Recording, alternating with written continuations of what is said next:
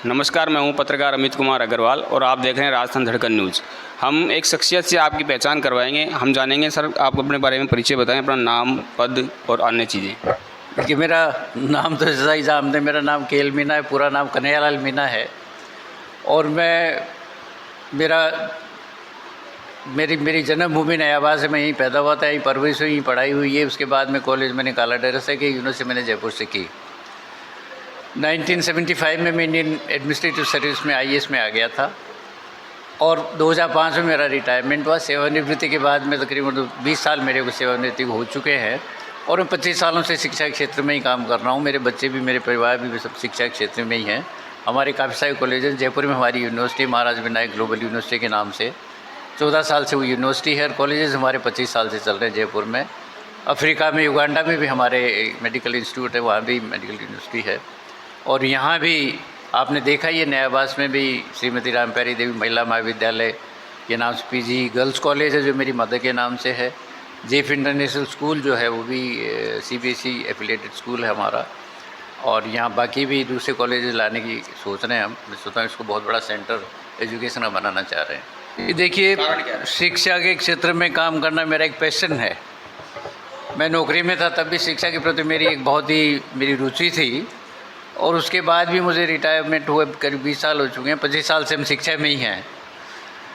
मेरी जयपुर में एक यूनिवर्सिटी हमारी, जिसमें 18 कॉलेज हैं। मेरे छोटे बेटे विशाल जी हैं, ये देखते हैं। मेरा बड़ा बेटा डॉक्टर विकास है, वो देखते हैं।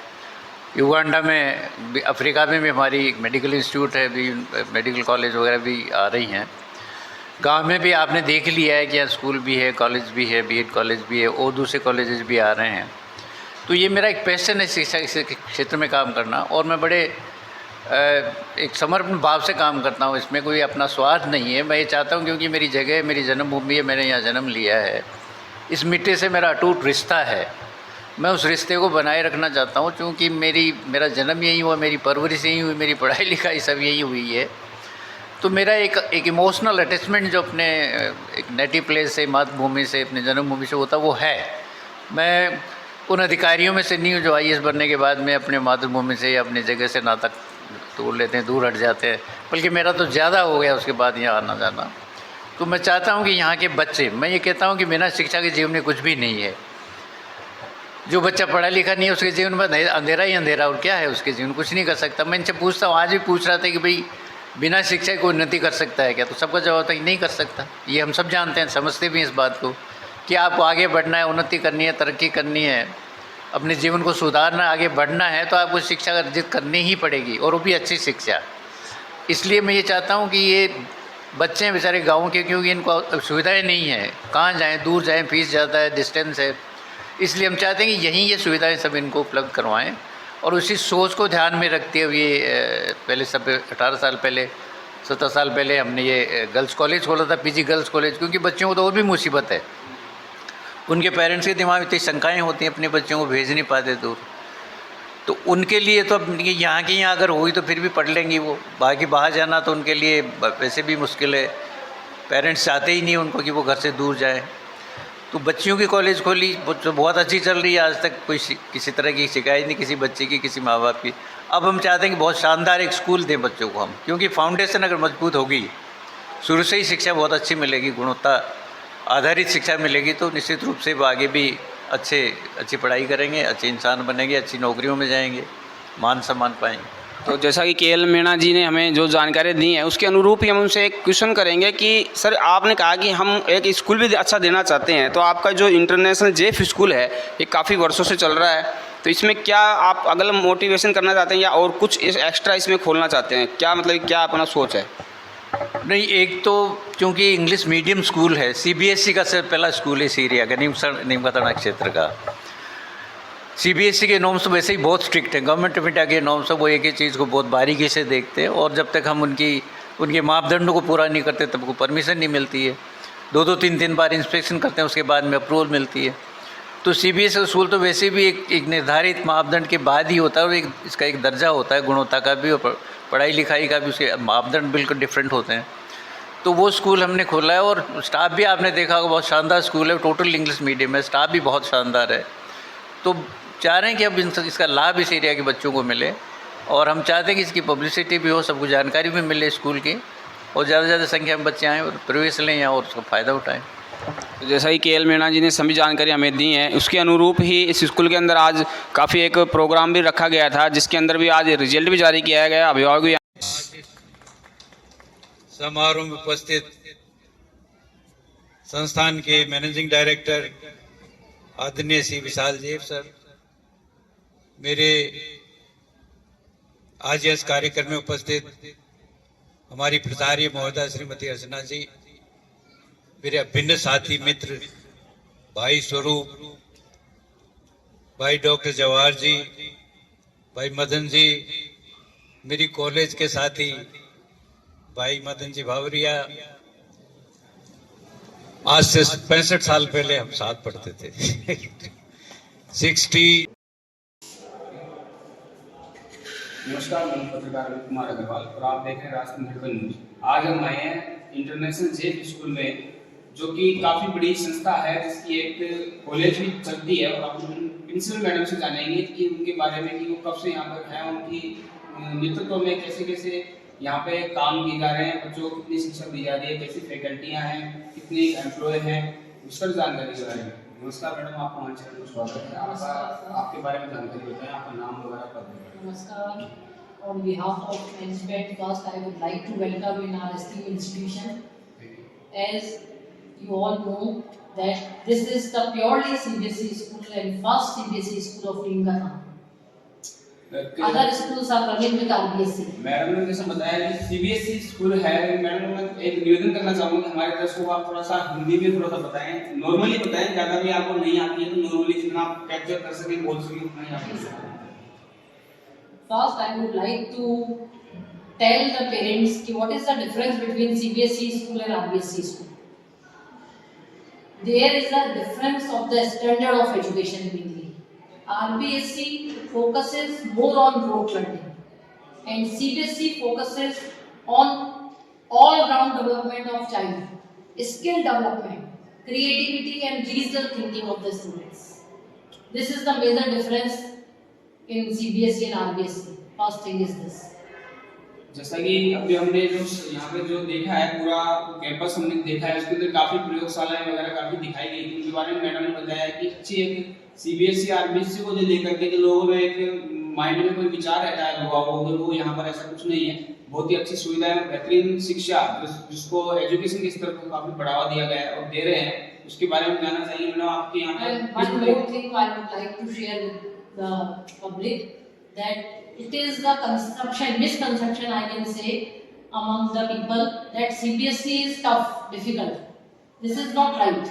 CBSE is not tough. What is tough and easy? What is difficult? Or what is the difference between the tough level and easy level? It is not tough. It's just the students on the basis of the continuous assessment system, rather than CBSE जो है वो लोगों के दिमाग में है कि CBSE बहुत हाई स्कोर होता है, उसको पढ़ने में काफी दिक्कतें आएंगी, काफी परेशानी आएंगी, उसको कोर्स तो काफी महंगे होते हैं। लेकिन CBSE में एक बार जब बच्चा पढ़ने लग जाएगा, घुस जाएगा, उसमें काम करने लग जाएगा, उसे एजुकेशन में लेने लग जाएगा, तो उसको ऑटोमेटिकली उसके अंदर परिवर्तन नजर आएगा और वो आगे उसकी दिशा में बढ़ेगा। और CBSE से काफी उससे अच्छे जुड़ाव होंगे। CBSE टफ नहीं है, बहुत ही अच्छी एजुकेशन है, जिसको भी आप यूज करके देखें। मैडम का ये कहना है। Yes, sir. And the whole education system of India has been transformed now. New education policy 2020 has been implemented. What is this new education policy? This new education policy give attention to the 360-degree development of a student, holistic development, overall development of the student. How we can prepare our students to face the challenges of life. How we can keep our students healthy. Because we know that healthy mind exists in healthy body. So physical fitness is very much required. And in Neemka Thana, only I can proudly say that this is the only school where we have used playgrounds for basketball, kho-kho, football, cricket. No other school is providing such type of used playgrounds, which are very essential to keep the children healthy. So health is also a very important aspect for the students. तो जैसा कि madam ने काफ़ी चीज़ें बताई indoor outdoor game के बारे में भी लेकर के, काफ़ी बच्चों को यहाँ सिखाया जाता है, बताया जाता है, फुटबॉल हॉकी हर चीज़ का गेम इंडोर भी है आउटडोर भी। हमने आपको काफ़ी चीज़ें ऊपर दिखाई है, जैसे वीडियो में आप देखेंगे कि हमने प्रयोगशाला भी आपको दिखाई है, और जो संगीत है जिसमें सब चीज़ों की व्यवस्थाएं काफ़ी अच्छी हैं। नीम का थाना एक बहुत ही बड़ा स्कूल ये खुला है, जिसके अंदर आप लोग भी अपने बच्चों को यहाँ पे लाएं और अच्छे संस्कार अच्छी संस्कृति से जोड़ करके उनको एक अच्छी एजुकेशन दें। Respected Director Sir, Dr. Vishal Jeff, all the esteemed guests present here, worthy parents, my dedicated staff members, and my dear students. It's a great, I can proudly say that under the able guidance of our Chairman Sir and our Director Sir, and with the blessings of Srimati Rampyari Devi ji, Jeff International School has become a renowned institution of Neem Ka Thana with all the amenities and infrastructure including well-equipped library, computer lab, wonderful science lab, separate yoga room, music room, dance room, each and every type of infrastructure which is very, we can't compare our school and our infrastructure facilities with any other school of Neem Ka Thana. I can proudly say this.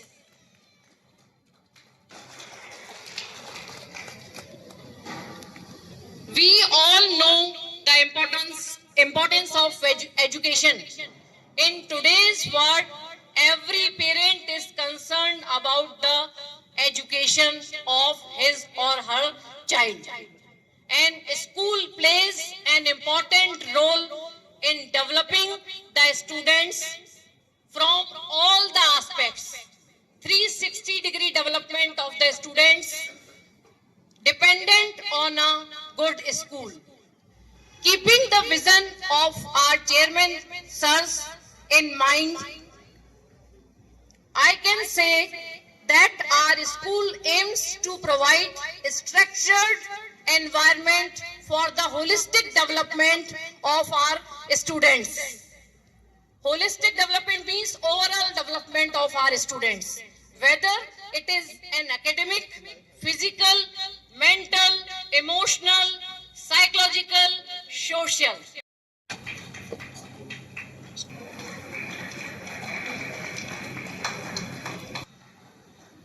कोई दिक्कत नहीं।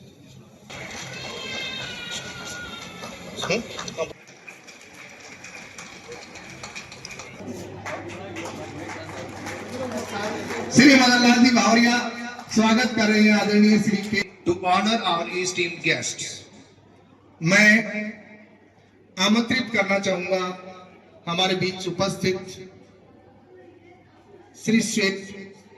सुश्री श्वेता जी को वे आए और हमारे बीच उपस्थित हमारे MD sir doctor विशाल जेब साहब को बुक्के देकर उनका स्वागत करें। सुश्री श्वेता जांगड़।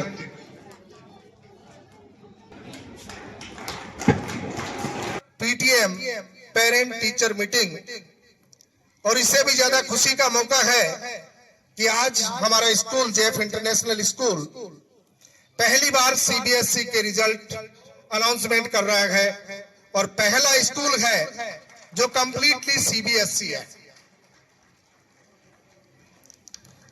हम आरबीएसई या किसी अन्य अदर बोर्ड से प्यार जी महाविद्यालय जो राम प्यार जी संस्था के जनक हैं, उनको भी कोटि कोटि नमन प्रणाम। हमारे सरस्वती पुत्र आईएएस हमारे जो विराजमान हैं अपने बीच में, केल साहब, क्या आपने इतनी बड़ी सोच लंबी रखी। पूंजी कमाने के लिए तो दुनिया में बहुत अलग अलग धंधे हैं, लेकिन आपने दो रास्ते चुने। एक शिक्षा का जीवन अधूरा है, दूसरा चिकित्सा स्वास्थ्य के लिए। स्वास्थ्य में आपने बड़ी बड़ी कॉलेज की और आपने बना करके लोगों में एक बहुत बड़ा आयाम पैदा किया है। और शिक्षा जगत में मैं तो ये कहूँगा कि ये राजस्थान की पावन भूमि पर आप ग्रामीण अंचल के सबसे बड़े सरस्वती पुत्र के रूप में हैं, जहां आपने ग्रामीण जंगल में मंगल किया है, जहां कभी सोचते नहीं थे कि यहाँ महिला कॉलेज होगी। जब खुद साहब जिनका जनक है, यहाँ बनाने के जो संचालक हैं, किलोमीटर जाकर के शिक्षा बीए किया था 1965 में, और आपने सपनों को पूरा करने के लिए यहाँ स्थानीय गांव में ग्रामीण अंचल में महिला कॉलेज और बहुत बड़े अच्छे सिस्टम से, अच्छी व्यवस्था से जो आपने किया है। और इतनी सस्ता, आपके यहाँ संचालक कैलाश जी बता रहे थे कि बहुत कम आवागमन का किराया है, सस्ता है, अनुशासन है, अच्छी व्यवस्था है, टेक्निकल सारी व्यवस्था, हॉस्टल 500 बच्चियों का जो बन रहा है, इतनी सुंदर व्यवस्था होना एक बहुत बड़ी बात है। इसके लिए हम बहुत बहुत बधाई देते हैं, बहुत बहुत शुभकामना देते हैं, मंगल कामना देते हैं। और आने वाला समय मैं जहाँ तक समझता हूँ कि अपनी ग्रामीण अंचल की बड़ी कॉलेजों में से राजस्थान में होंगी, ये हमारे सपने भगवान की कृपा से पूरे होंगे। हमारे मैच में मैं ज्यादातर गाँव में करीब करीब मेरा पद आता रहता है। हमारे रामनिवास जी प्रिंसिपल, मैं आमंत्रित करूंगा श्री मदन लाल जी सैनी को, वो आए, दोषन लाल जी सैनी।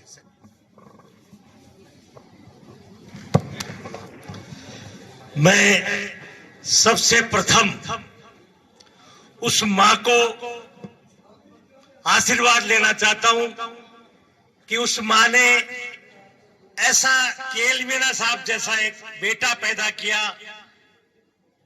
श्री राम प्यारी माता को मैं नमन करता हूं। देखिए, आपने भावरिया जी ने बताया कि बेटी को शिक्षा पढ़ाना बहुत जरूरी है। मैं हमारे साथी डॉक्टर जवाहर जी, मदन जी भावरिया जी, सरपंच साहब बाबूलाल जी, महावीर जी, डॉक्टर जेब साहब, मेरे बड़े भाई केएल मीणा साहब, घासीराम जी, श्रीराम जी, कमिश्नर साहब, सरपंच साहब, और इस क्षेत्र के सारे मेरी माताएं बहनें, मेरे बुजुर्गों और नौजवान साथियों, एक बहुत अच्छी बात है, उस मिट्टी के लाल की मैं भाई केएल मीणा साहब को काफी लंबे समय से जानता हूं, और इनकी एक बहुत अच्छी सोच है, एक अच्छा विचार है कि मैं मेरे क्षेत्र को किस तरीके से विकास को बढ़ाऊं। हम जब भी बैठते हैं, साथ बैठते हैं, एक इनके दिल में एक टीस है, हकीकत है, सच्चाई है। ये जिस तरीके से ये कॉलेज का जो इन्होंने यहाँ मूर्त लगाया, उनकी एक दिल में एक टीस थी कि मेरे क्षेत्र का, इस मिट्टी में मैं पैदा हुआ हूं, मैं जिस तरीके से मैंने जो शिक्षा प्राप्त की थी, नयाबाद से जब वहां नीम का थाना, ये रोड नहीं था और टीबे थे, जब गर्मी का टाइम होता था तो चप्पल नहीं हुआ करती थी और हम भगते थे कि भगकर किस जाट के नीचे जाकर खड़ा हो। इस तरीके से इन्होंने शिक्षा प्राप्त की। मैं आपको बताना चाहता हूं, मैं धन्यवाद देना चाहता हूं उस मां को जो हमारे बीच में से निकलकर भाई केएल मीणा जी सा हीरो, नीम का थाने का क्यों पूरे देश के अंदर एक नाम रोशन किया, उसका नाम केएल मीणा साहब है।